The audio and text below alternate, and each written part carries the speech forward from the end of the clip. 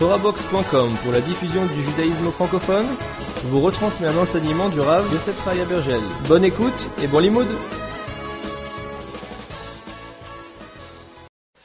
Alors on va commencer Bezrat Hashem une nouvelle série de cours sur Shmirat HaLashon, c'est-à-dire le fait de surveiller sa bouche, sa langue, de ne pas critiquer autrui, comme on le sait que c'est interdit par la Torah de critiquer n'importe quelle personne. Mais auparavant, on va d'abord débuter, on va commencer par expliquer quelle est l'importance de la parole de l'être humain, l'importance de chaque mot, ainsi que l'importance de chaque action, chaque pensée, et l'importance, la valeur de l'être humain en général. Quelle est l'importance, quelle est la valeur de l'être humain?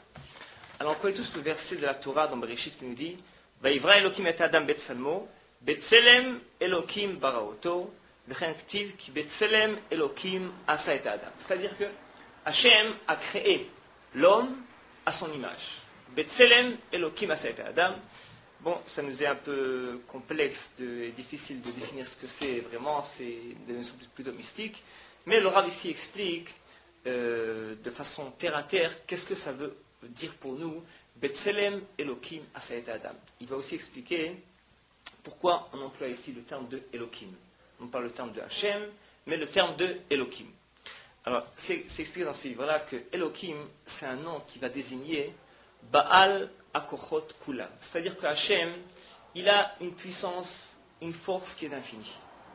C'est lui qui dirige le monde entier, pas toutes les planètes, les milliards d'étoiles, les galaxies, tout ce qui se passe, c'est dirigé par Hachem, et c'est dirigé constamment. C'est-à-dire que Hachem a créé le monde, et non pas qu'il lui a donné un coup de pied qui s'en fiche, qui sait plus ce qui se passe, comme l'avaient prétendu certains grands philosophes, mais Hachem s'occupe de ce monde constamment. Ce qu'on dit dans la Tfila tous les jours, Amchadesh betuvo bechol yom tamid ma'aseh bereshit. C'est-à-dire qu'Hachem, comme s'il renouvelle tous les jours la création du monde. C'est-à-dire qu'il a une force, une puissance inouïe qui nous dépasse, et le monde entier tient sur cette force, cette volonté, constamment, dans toutes les galaxies, dans n'importe quel coin du monde, sur Terre. Donc, lorsque Hachem a créé l'être humain, la Torah nous dit Betselem Elokim asa et Adam. C'est-à-dire Hachem, il a créé l'homme à son image, et on emploie ici le terme de Elokim. Pourquoi? Alors, explique Nefesh HaChaim. Lorsque Hachem a créé l'homme, eh bien, il a voulu lui confier aussi une force inouïe, des capacités, des facultés gigantesques, qui dépassent notre imagination. C'est-à-dire qu'Hachem a créé l'homme, mais l'homme n'est pas un petit pion sur terre, mais l'homme est en train de tout diriger, de tout régir. Ce qu'on va expliquer, c'est que, apparemment, on se rend compte, oui, que l'homme agit dans ce monde-là, mais il agit comme n'importe quelle créature, on va dire. Alors les animaux aussi agissent, se nourrissent, dévorent d'autres animaux, ont aussi beaucoup d'actions, beaucoup de choses dans leur vie qu'ils réalisent.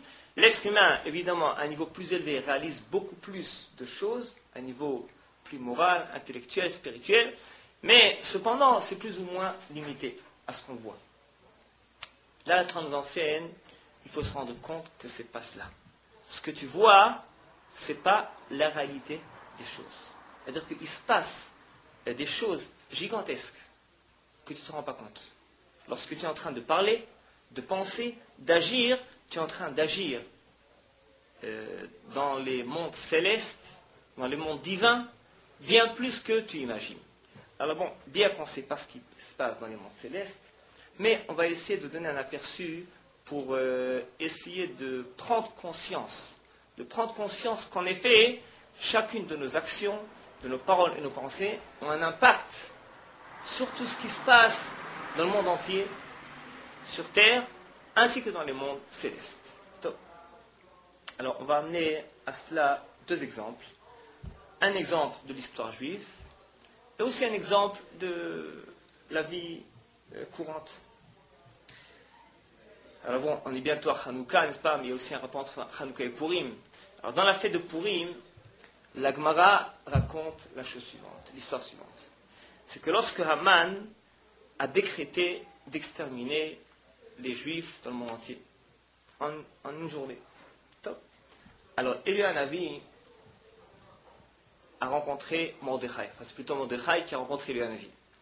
Et Mordechai a dit à Eliyahu Hanavi, elle dit, dis-moi, qu'est-ce qui se passe au ciel? Est-ce qu'au ciel, il y a eu un décret sur le peuple juif ou pas? S'il n'y a aucun décret sur un Israël, alors Haman ne me fait pas peur. Il est en train de baratiner du matin au soir. La veille du décret, il aura une crise cardiaque, autre chose, et puis terminé. Et puis Achashverosh, c'est pareil. Mais s'il y a un décret au ciel, il y a en effet lieu de prendre peur. Et Eliyahu Hanavi lui a dit, en effet, il y a un décret au ciel, un réel décret d'anéantir tout un Israël. Bien qu'en fait, il y a une promesse de ne jamais anéantir tout un Israël, alors il était question de laisser Esther en vie et de faire renaître un nouveau Am Israël à partir de Esther. Et là, évidemment, Mordechai a pris peur. Et tout de suite, il a réuni 22 000 enfants dans la ville de Shushan pour les faire prier, étudier, etc. Et puis il a envoyé Esther chez le roi. Il a fait un décret de ne pas de jeûner 3 jours et 3 nuits dans tout Israël. Bon, comme on connaît l'histoire. Et ensuite, ils ont été sauvés. Un miracle s'est produit. Donc, alors, qu'est-ce que cette Gemara veut nous dire? Cette Gemara nous dit la chose suivante. C'est qu'il faut savoir comment est-ce que les choses se déroulent. Lorsque nous faisons certaines avérotes sur terre, certaines actions interdites, certains péchés que Platon nous interdit, alors ces fautes, elles montent au ciel et elles vont agir dans le monde céleste d'une telle ou telle façon.